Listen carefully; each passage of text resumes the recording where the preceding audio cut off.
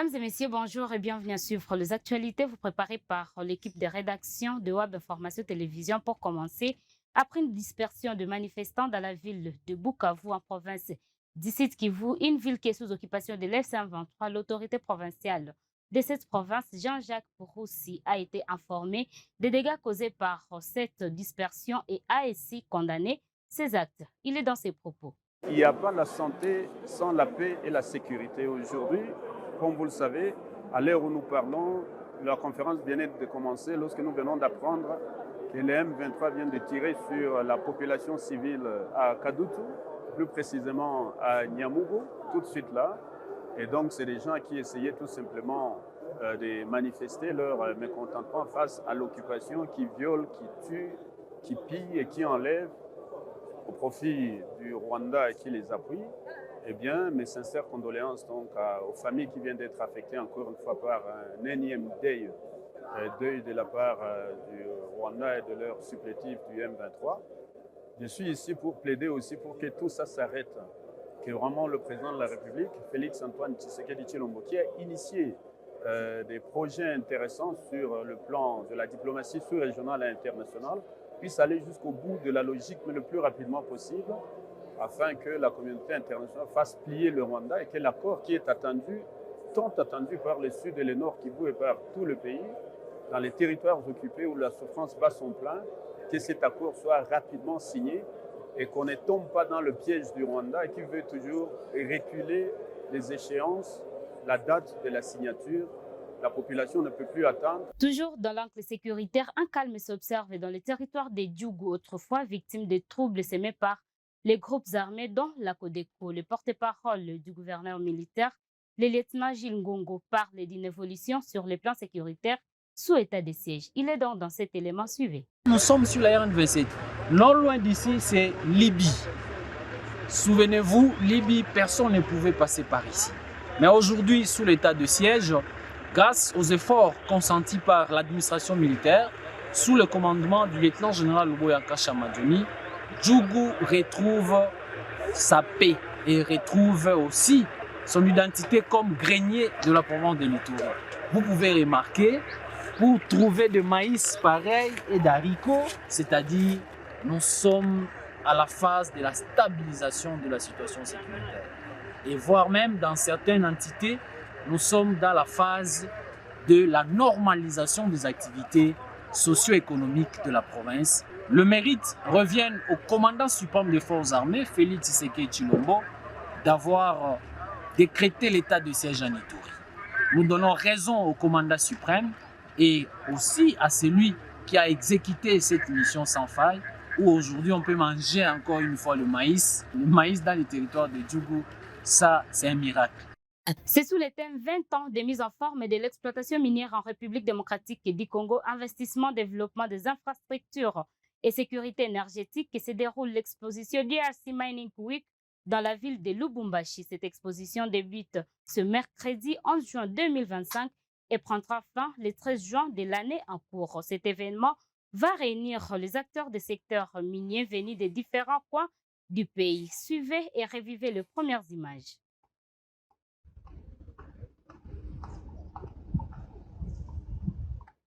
Monsieur, nous sommes en direct de Lubumbashi, dans la province du Haut-Katanga, où la ville va accueillir aujourd'hui la DRC Mining Week 2025, présentée comme les plus grands rendez-vous nationaux des acteurs du secteur minier. Durant 3 jours, soit du 11 à 13 juin 2025, des chefs d'entreprise et acteurs du secteur minier vont se pencher sur différents sujets afin de résoudre le problème auquel fait face ce secteur poumon économique de la République démocratique du Congo. Et en cette année 2025, madame, monsieur, une année des vingtaines de la DRC Mining Week, cette édition promet d'offrir une expérience inoubliable en tant que plus grande plateforme minière et d'infrastructures en République démocratique du Congo. La DRC Mining Week rassemble plus de 500 participants venus de plus de 50 pays.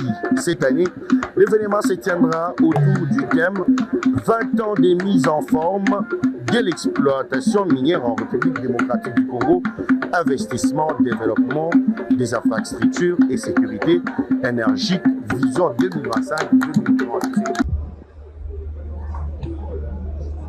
Toujours dans ces actualités, l'ancien vice-ministre de l'énergie, Willy Mishika, a, dans une sortie médiatique, accusé l'ex-président de la République démocratique du Congo, Joseph Kabila, d'un détournement des fonds au profit de la République du Rwanda. Il est dans cet élément, suivi. Il était, lui, comme représentant de l'armée rwandaise, et un autre Congolais qui est déjà décédé malheureusement, pour gérer le carburant à la logistique, à la santé. Moi, je savais à l'époque que Kabila était rwandais. Il était tout le temps avec James Kabaré. Et après que j'apprenais que c'était le fils de Kabila, même pas un fils adoptif, un fils de. Mais comme vous savez, les Congolais n'aiment pas la vérité, alors le peuple congolais a besoin de savoir les origines des dirigeants. Aujourd'hui, c'est la première fois qu'on a un chef de l'État. Évidemment, il y a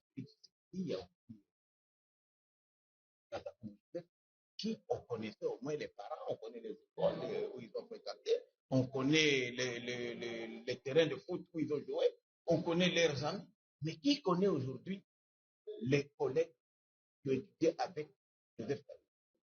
Qui connaît l'école où Kabila a étudié avant de venir au Congo? Vous savez que ce sont des questions. Même Mobutu aussi, j'ai été aussi ministre de Mobutu. J'ai eu la chance, moi, d'être ministre de Mobutu. J'ai été aussi ministre de Kabila. Et je vous dis que chaque mois, il est payé 66 millions de dollars. Il était payé. J'étais ministre de l'énergie. Et à l'époque, on les payait dans le budget de mon ministère, couvrant notre contribution à la Sinelac. La Sinelac, en fait, c'est l'entreprise commune entre nous, d'électricité, entre la RDC, les Rwandais et les Burundi. L'argent était payé au Rwanda, comme les Rwandais disaient qu'elle donnait de l'électricité des Ruzizi, elle avait préférence. Mais ce préférencement-là n'est jamais fini. Et jusqu'à l'arrivée de ce que 66 millions de dollars étaient payés. Je suis ancien ministre de l'énergie, je vous dis que ça sortait de mon ministère.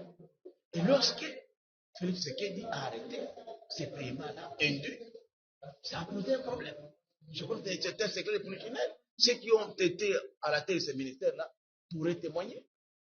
Et moi, j'avais posé la question, on m'a dit que non, c'est la contribution. Après une année de mandat de la première ministre Judith Suminwa, le ministre des Communications et Médias et porte-parole du gouvernement congolais, Patrick Mouyaya, a donné la problématique liée à son ministère partant de la situation sécuritaire qui prévaut dans l'Est de la République démocratique du Congo. On l'écoute dans cet élément.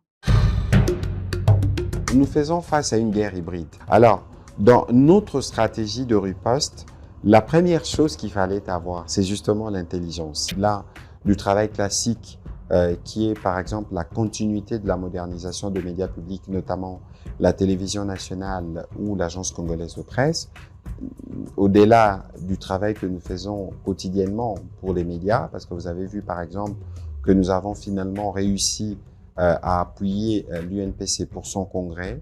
Aujourd'hui, nous avons une association corporatiste qui est légale et donc on a vaincu les demandes de la division. Bien au-delà de tout ça, mais il faut être sûr que les Congolais ont compris la guerre. Et je pense que là, avec la première ministre Judith Suminwa, nous avions lancé le 6 mars dernier la campagne Congolais Téléma qui permet aujourd'hui aux Congolais, partout où ils se trouvent, à Kinshasa, à Lubumbashi, à Kisangani, à Paris, à Bruxelles, à Stockholm, de se mobiliser, de montrer que nous tous unis, nous sommes derrière le président pour mettre fin à toutes ces aventures rwandaises sur notre sol. Et il n'y a pas, à mon avis, quelque chose de bien plus important qui nous rattache tous que cet attachement à la patrie. Rendons-nous à Lualaba, mesdames et messieurs. Le président de la République démocratique du Congo, Félix Antoine Tshisekedi Tshilombo, a procédé à l'ouverture de la 12e conférence des gouverneurs qui se tient à Lualaba depuis le mardi sous le thème « La santé, facteur de cohésion sociale et de développement durable des provinces ». Suivez. L'importance de la couverture santé universelle comme un outil structurant pour améliorer la cohésion sociale, garantir la stabilité politique et diminuer les inégalités sociales au sein des provinces et des entités territoriales décentralisées, les ETD. On abordera également les différences en matière d'accès aux soins de santé et leurs répercussions sur le développement social. Enfin, des stratégies seront proposées pour diminuer ces inégalités grâce à la CSU. Votre rôle dans ce chantier national est crucial. Vous êtes les artisans directs de la CSU à travers les comités provinciaux que vous présidez. Je vous exhorte donc à intégrer systématiquement la santé dans vos politiques publiques, à mobiliser les ressources locales de manière transparente et à garantir une équité territoriale exemplaire. Enfin, il est temps que la santé cesse d'être perçue comme un privilège réservé à quelques-uns. Elle doit plutôt être un droit inaliénable garanti à chaque Congolais, quelles que soient ses origines sociales, religieuses ou ethniques. Ensemble, redonnons à chaque Congolais la dignité d'un accès équitable aux soins. Ensemble, bâtissons des provinces fortes, solidaires et prospères. Sur ce, je déclare ouverte la 12e session de la conférence des gouverneurs de province. Je vous remercie. À cette occasion, les ministres de la Santé publique a salué et remis des diplômes de reconnaissance aux 3 provinces, Tanganyika, Olomami et Lualaba, pour leur disponibilité à financer et à accompagner la vaccination des enfants à travers la République. Il est à noter que la conférence des gouverneurs organisée à Kolwezi, capitale mondiale du cobalt, se tient du 10 au 13 juin 2020. Et pour finir ces actualités, parlons de l'évolution des forces armées de la République démocratique du Congo. Le colonel Yav Majid Achar, commandant de la 22e région SECAS, s'est rendu au centre d'entraînement des commandos à Katokoli pour une sensibilisation des stagiaires sur les valeurs éthiques et professionnelles du militaire afin de défendre courageusement la nation. Suivez-en les détails.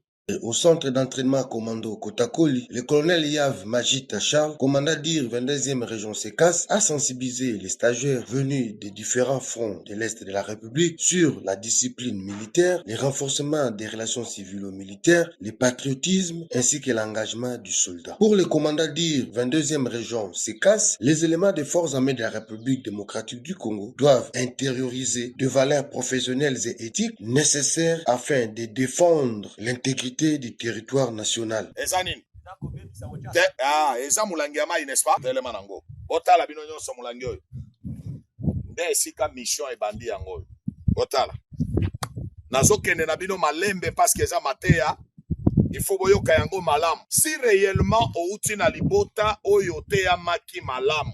Eke lelo olati sokoto oyo olati na nzoto na yo elamba ya lokumu. Teni oto lati eza elamba ya lokumu. Pe elamba wana muto alati su yango eza l'État congolais. L'État congolais asombaka bilamba oyo na mbongo ya population. Nde ba contribuable ba pesi mbongo ba futi pako na bango na ba pako wana nde l'État zwi mbongo alati si yo soda. To komi nanu na o wana te. Metala sikoyo. L'État alingi asalela mutu oyo ba bengi soda. Olanda mulangi. Tala bien. Je vous vois, vous êtes trop distrait. Regardez ici. Vous en avez aussi. Oyo poto eza nye tozwi mulangi tochi yango na kati ya nye me na kati ya mulangi eloko nini ezali nalobi na kati ya mulangi eloko nini ezali mai oyo eza il faut tomela yango oyete sikoyo soki baye kopesa yo l'État aye alobi basoda baza na besoin ya komela mai azwi mai wana apakoli milangi oyo nyei bapesi yo omela ata mai oyo eza propre na kati ya mulangi okomela yango okomela yango kona nini parce que mulangi eza la salite eza boye te mais mai na kati eske salite oyo ezwi mai ya kati donc boyebi yango lokola mulangi oyo nde soda nde yo soda nde mulangi oyoki mateya soda eza nani mai oyo nde population. Les soldats, les militaires que vous êtes des consommables. Et sengeli ba melabino. mais moto akomela yo ezali population. Population akoki komela mai oyo bakumbi na molangi ya salite te. Soda ya bizaleli mabe, soda ya muyibi, soda ya koviole, soda oyo atosaka bakonzi te, soda oyo ayebi kobatela population te na biloko na ye, nde molangi oyo asali. Yango komona moto moko ozala posa na yo te. Soki tolobi bovanda wana, omona population ekimi paske oza salite. Salite eza nini? Bizaleli. Ata olati teni na yo, me soki bizaleli na yo ezali malamu te, mutu moko akosepela na yo azali te. Nde yango na introduction ya Mateya, makanisi ya chef d'état-major général, lieutenant général, mokonzi ya basoda oyo babengi chef MG, kombo na ye lieutenant général Gilles Banza.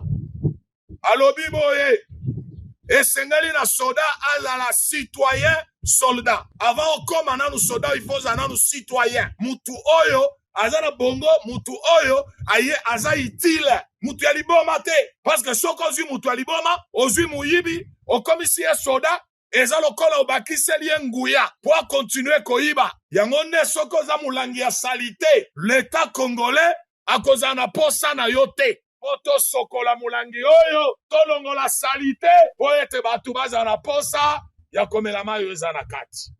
Est-ce que toyokani? Est-ce que eloko oyo oyoki yango malamu? Loba ngai soda ya republika. Nazali consommable. Par la population congolaise. Kasi soki bizaleli na ngai eza mabe. Population ko consommer ngai te. Parce que nazali bololo. Yamboka ezali ko se définir par le sang. C'est un engagement. Bakosa yote biso tokota musala soda pona kokufa. Tokota ki pona kokufa. C'est-à-dire quoi? Ezali monguna azali wana. Yepe azo ye la yo molimo ya liwa. Yope ozana molimo ya nini? Ya liwa. Siko ezo dépendre na oya ko beta ya liboso. Komi konstate ke oh te bakei batindi biso toke dokufa. Mais oui, batindi opo okufa te. Batindi opo oboma monguna na boma yote. Yango nde il faut kotosa biloko mususu. Oyebi muyibi akoyiba biloko ya batu, kolala basi ya batu, koyiba babanini tout ça, bakoko lokayo. Okeibo na musala, baninga babiki, baninga babimi mobimba, mais yo okufa pona nini muyibi na yo, nde bomi yo. Déterminés et mobilisés, tous les stagiaires commandos ont réaffirmé leur engagement à défendre la patrie jusqu'au sacrifice suprême. Mesdames et messieurs, nous l'avons dit précédemment, c'est par cet élément que nous clôturons notre édition de ce jour. Merci pour votre attention. Portez-vous bien.